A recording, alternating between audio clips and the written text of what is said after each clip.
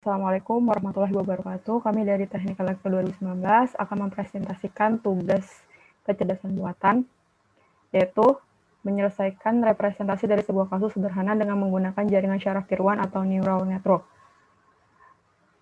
Sebelumnya kita akan memperkenalkan diri. Saya Siska Mairandini, ini belakangnya 027. Saya Alia Senli dengan NIM terakhir 20. Saya Putri Aurelia dengan NIM terakhir 04. Jaringan syaraf tiruan atau JST menggunakan Python. Sebelumnya, jaringan syaraf tiruan atau JST merupakan salah satu sistem pemrosesan informasi yang didesain dengan menggunakan cara kerja otak manusia dalam menyelesaikan suatu masalah dengan melakukan proses belajar melalui perubahan bobot sinapsisnya. Dalam penerapannya, JST sering digunakan pada peramalan atau prediksi. Kemudian, lapisan-lapisan penyusun JST itu dibagi menjadi 3 bagian, yaitu lapisan input, lapisan tersembunyi atau hidden layer, dan lapisan output. Pada contoh kasus yang sederhana berikut, kita akan menyelesaikan dengan metode JST. Diasumsikan kita memiliki beberapa informasi tentang obesitas, kebiasaan merokok, dan olahraga dari 5 orang. Kita juga dapat tahu apakah orang tersebut mengidap diabetes atau tidak berikut datasheet-nya. Berdasarkan datasheet tersebut, kita memiliki 5 kolom, yaitu person, smoking, obesity, exercise, dan diabetes. Tugas kita adalah membuat jaringan syaraf tiruan yang mampu memprediksi apakah seorang mengidap diabetes atau tidak berdasarkan informasi data yang diberikan.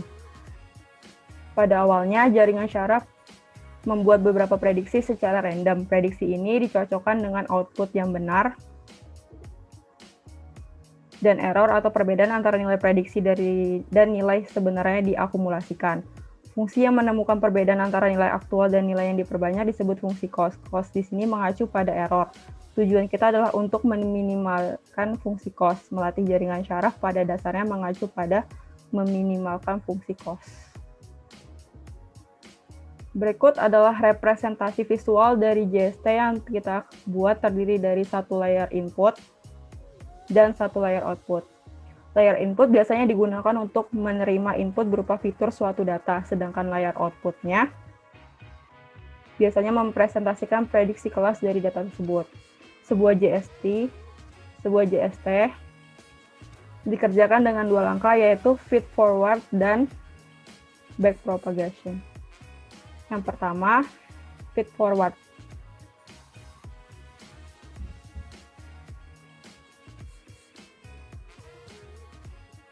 Pada feed forward, prediksi dibuat berdasarkan nilai dan node masukan dan weights atau bobot. Berdasarkan datasheet di atas yang tadi, kita memiliki 3 node pada first layer atau input layer, dan kita akan asumsikan itu sebagai variabel X, yaitu X1, X2, X3. Sedangkan weight atau bobot atau matriks bobot menghubungkan neuron-neuron pada lapisan input dan output. Untuk satu input memiliki satu matriks bobot. Kita akan mengeksekusi feed forward pada metode neural network. Yang pertama, akumulasikan atau hitung dot produk antara input dan bobot. Tadi telah dijelaskan bahwa weight atau bobot menghubungkan lapisan input dan output.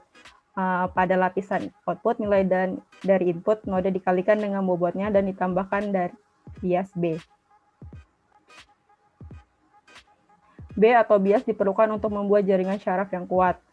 Kemudian, secara matematis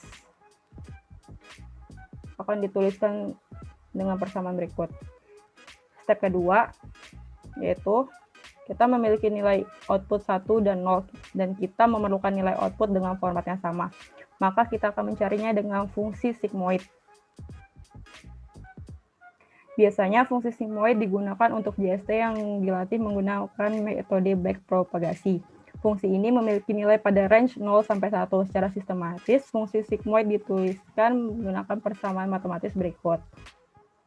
Kita akan melakukan plot fungsi sigmoid, dan kita akan menggunakan NumPy library untuk mendefinisikan fungsi sigmoid dan menggunakan matplotlib library untuk melakukan plotting. Dan outputnya adalah sebagai berikut.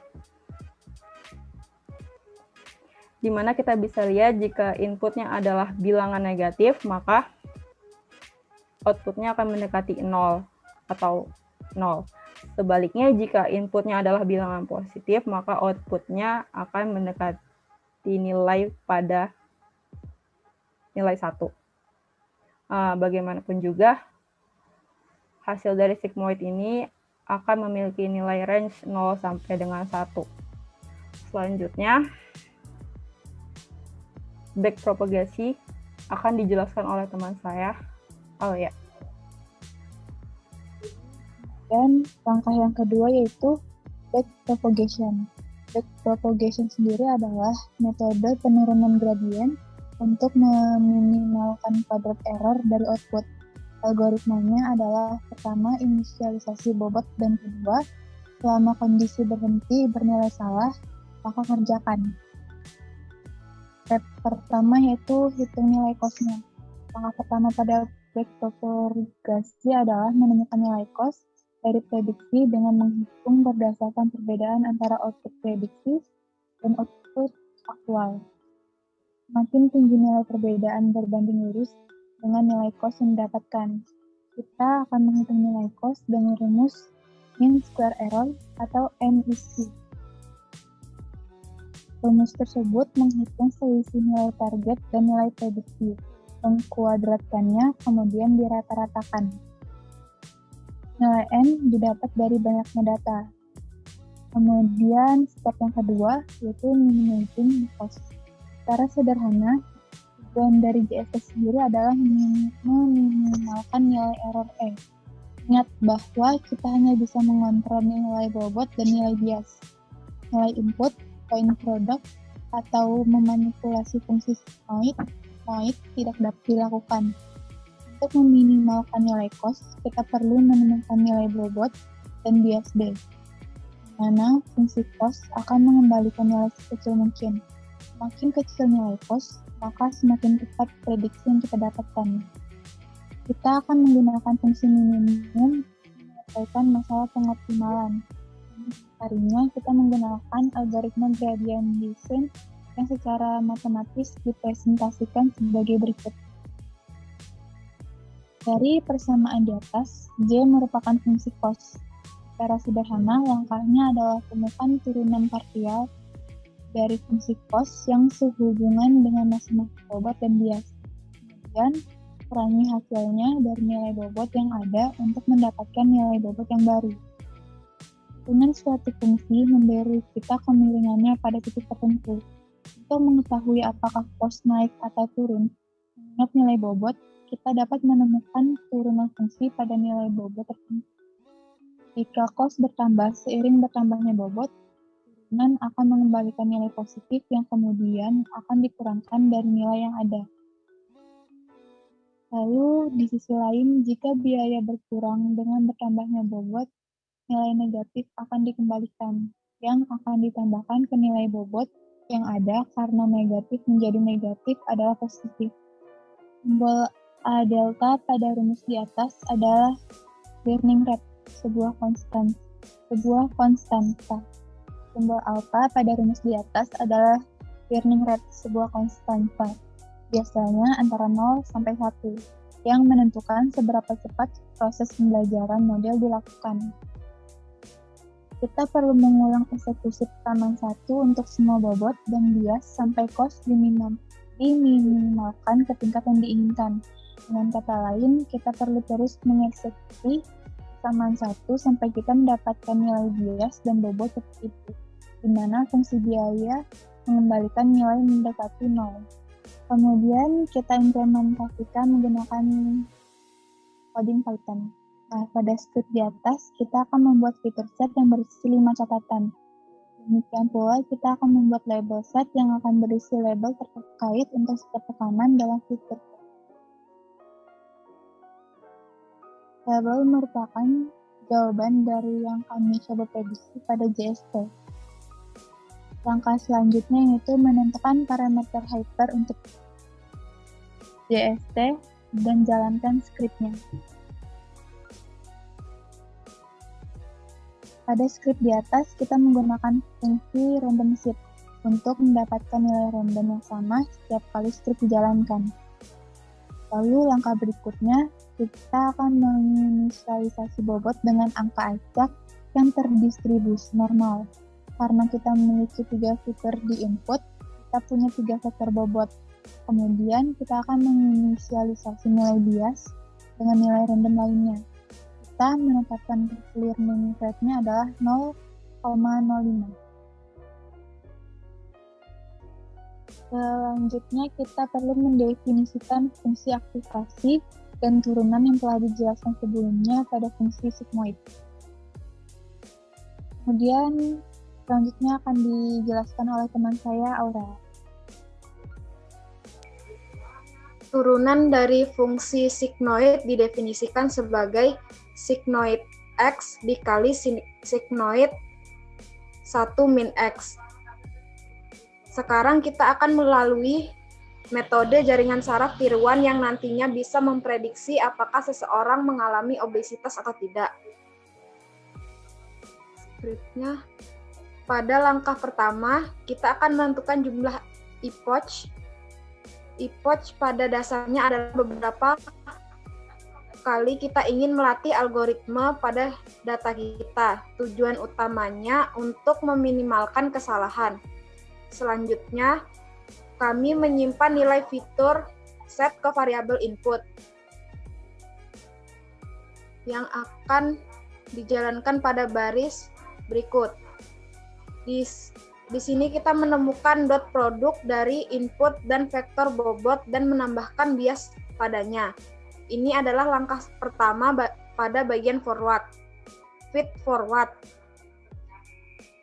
Kemudian pada baris Z sigmoid XW, kami akan melewatkan dot produk melalui fungsi aktivasi sigmoid, seperti yang dijelaskan pada langkah 2 bagian feed forward.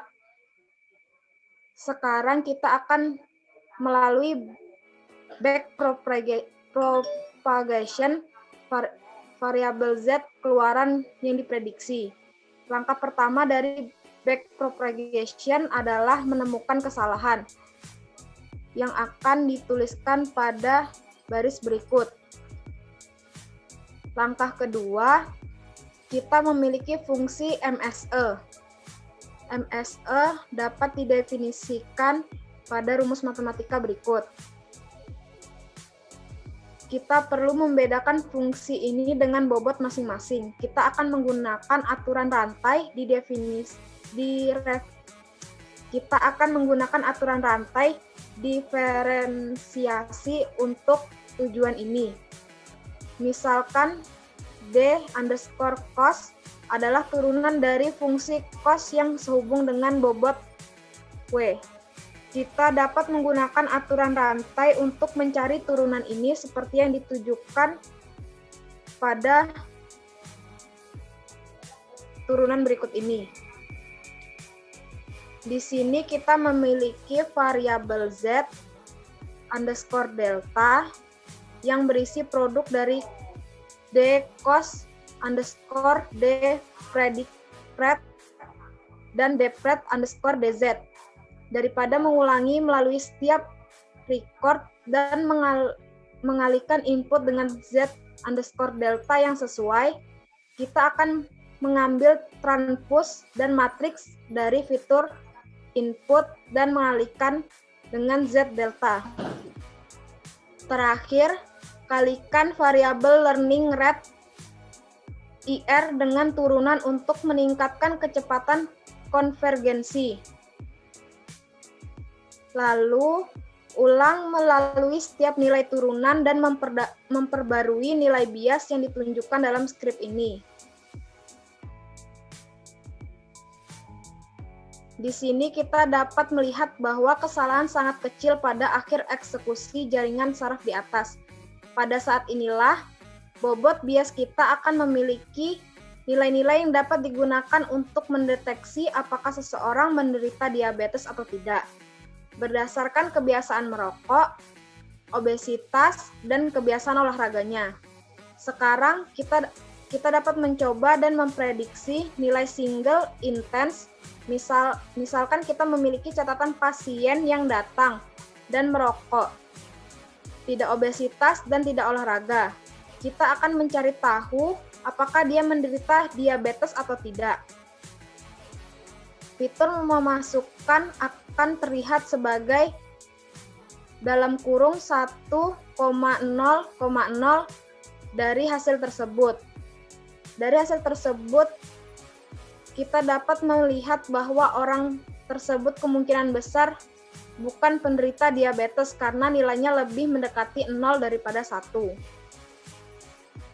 Sekarang, mari kita uji orang lain yang tidak merokok, mengalami obesitas, dan tidak berolahraga. Vektor fitur memasukkan akan menjadi 0,1,0. Jalankan skripnya. Dari hasil tersebut, kita dapat melihat bahwa orang tersebut kemungkinan besar adalah penderita diabetes karena nilainya lebih mendekati daripada 1.